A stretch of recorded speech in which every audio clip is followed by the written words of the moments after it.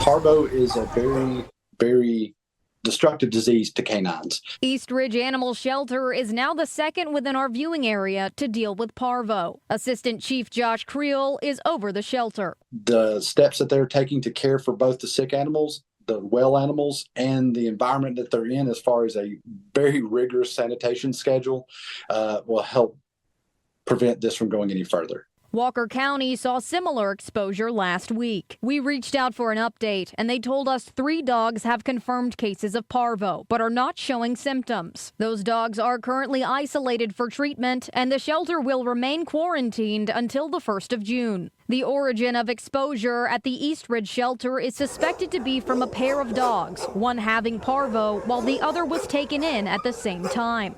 Unfortunately, one dog did have to be euthanized due to its level of illness. I think it was that initial dog.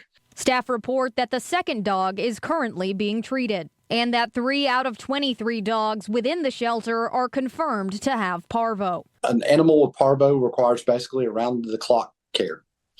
They are undertaking that with the help of our contract medical services as needed. But what symptoms should you look out for? The virus can target the GI tracts, and it causes vomiting and diarrhea, dehydration and lethargy. Just really takes its toll on the GI tract. Dr. Cassandra Hamilton with the Shallowford Animal Hospital says that animal shelters are particularly vulnerable to the disease. One of the most recent studies showed that dogs coming into a shelter environment, 2/3 of them have no antibodies against parvovirus. But what keeps an animal from contracting it? The vaccine is very effective as long as it's given correctly. So you can't just give one vaccine and be done. East Ridge Animal Services tell us they've not yet had to worry about intake of other animals during this quarantine period. They also have plans in August to open a larger facility with a designated quarantine area to keep exposure from happening in the future.